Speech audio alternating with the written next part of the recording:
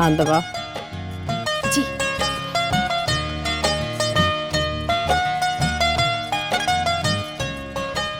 Report करा दे।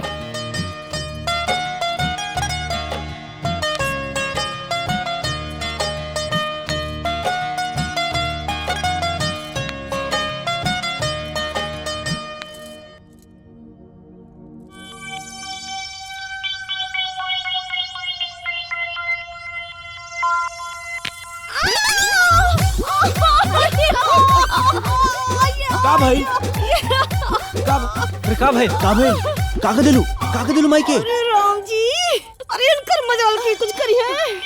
अरे तो वही हमरे पुटकावा के कह देले रे। तेरी दिखाओ तो। अरे कवन अनाज खा ली। अरे एकदम अंगुरिया नचाए देला सी।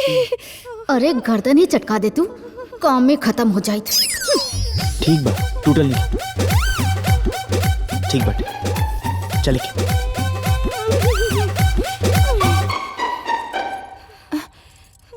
माँ जी, कल से मैं आराम से चुटकाऊंगी।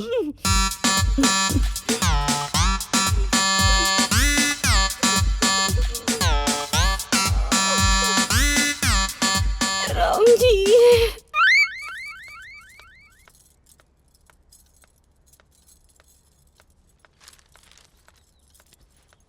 बाबूजी, ये लीजिए। माँ जी, माँ जी, चाय। कपारे पर रखबू, रखा और जा यहाँ से।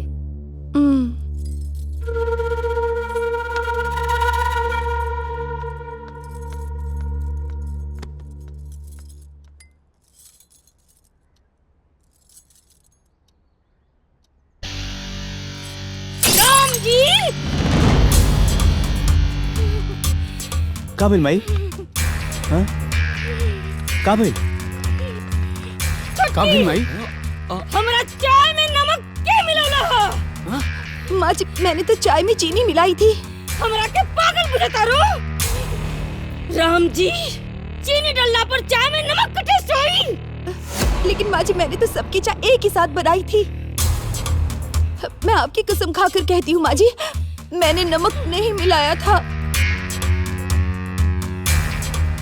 माई, हमनियो तो उहे चाय पिया तनी से। चाय में तो चीनी बा। माई, चाय में तो रोज से ज्यादा चीनी बाटे। हाँ, आज के चाय तो सबसे अच्छा रहे। देखा, रात में भरपूर नींद लेहल करा। बुढ़ापा में कम सुतला पे माइंड डिस्टर्ब हो जाला। रवा दिमाग मत खराब करी। चलो यहाँ से।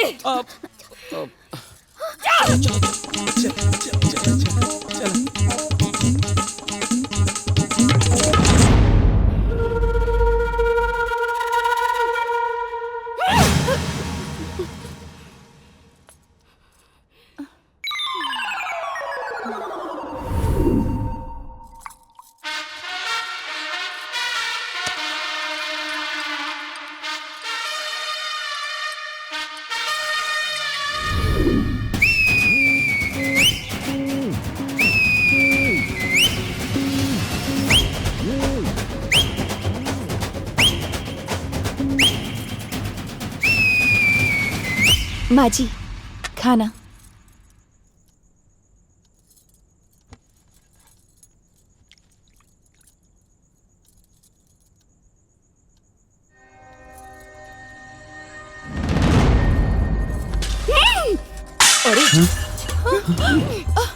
तोर इतनी हिम्मत कि ते हमरा दाल में चीनी मिलोले बाड़े। थू। आपको क्या हो गया है माँ जी? मैंने तो दाल में नमक। हमरा के पागल बुझाता रे तू? हमरा के नमक और चीनी में फर्क नहीं के बुझात? आपको यकीन नहीं हो रहा है ना? आप लोग ठीक से चख के बताइए ना दाल।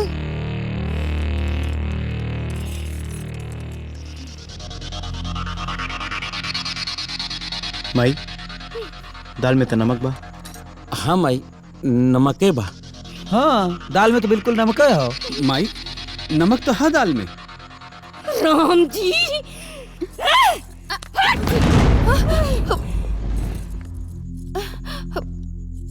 आप लोग खाइए ना। उमेश, अब खाना के अपमान ना कल जाला। आओ, बैठो खा। हाँ।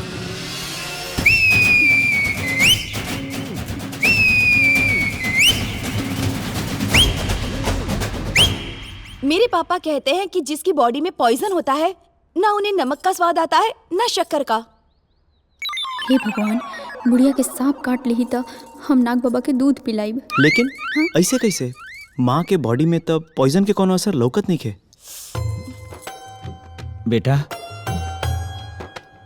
डॉक्टर के फोन करके बुढ़िया के दिखावल जरूरी बा। जी बाबूजी। ए, फोन लगावा।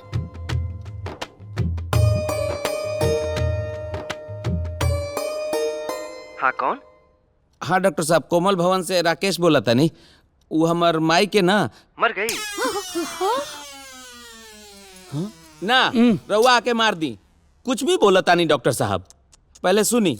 अरे माई के कुछ हो गइल बा, का हो गइल बा यही समझ में नहीं आवत, यही से ना कहता नहीं कि रउआ जल्दी आ जाई। अच्छा अच्छा ठीक है, मैं तुरंत आ रहा हूँ।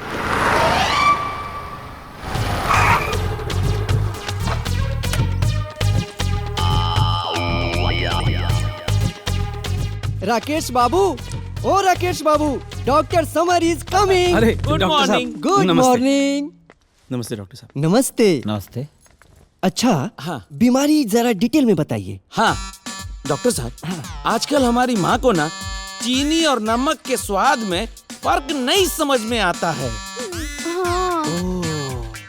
ये तो उस बीमारी का लक्षण है जिसमें स्वाद मर जाता है, फिर सुनने की शक्ति मर जाती है, और टाइम पे इलाज नहीं हुआ तो पेशेंट भी मर जाता है। अरे जब सब मर जाता है तो डॉक्टर क्यों आता है? हाँ डॉक्टर आता है, इंजेक्शन लगाता है। जब कोरोना हो जाता है।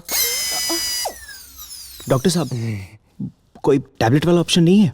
वो क्या है ना, माँ को इंजेक्शन से डर लगता है। कोरोना में सिर्फ इंजेक्शन लगता है।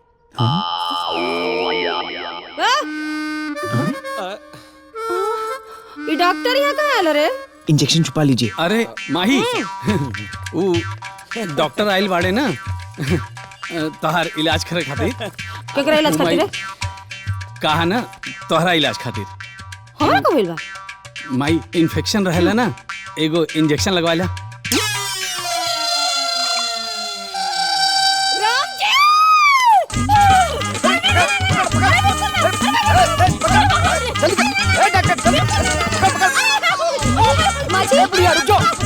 रुक जाइए। लगता है कि इंजेक्शन कुछ नहीं होगा। रुक जाओ बुढ़िया। माँ जी, पकड़।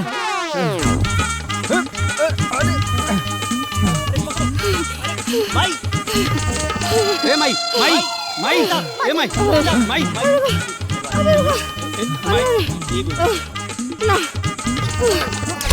माई, ए डॉक्टर साहब, जल्दी जल्दी लगाई, जल्दी लगाइए ना।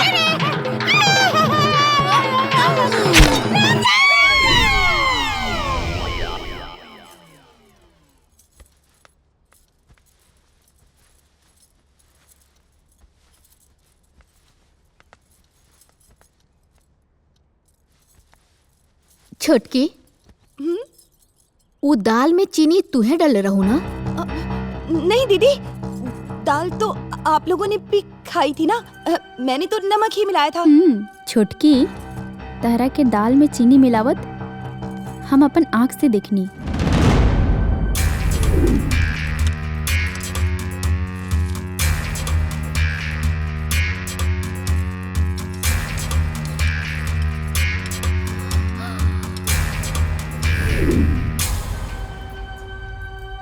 वो हमने अरे डेरा मत पगली, हमने के जानबूझ के चुप रहनी है। काहे से कि बुढ़िया के साथ साथ देख हमनी के बहुत मजा आई। अगर आप लोग मेरा साथ देंगी तो उस बुढ़िया को बांस की तरह सीधा कर दूंगी। अरे हमने चाहते बानी कि बुढ़िया के घर में झरो, बाकी उनका 3-3 गो मुस्टंडा जैसन बेटा एकदम विपक्षी पार्टी वालों, कैसे होई? आप लोग घबराइए मत, उनको भी हम अपनी टीम में मिला लेंगे। सब कुछ मुझ पर छोड़ दीजिए।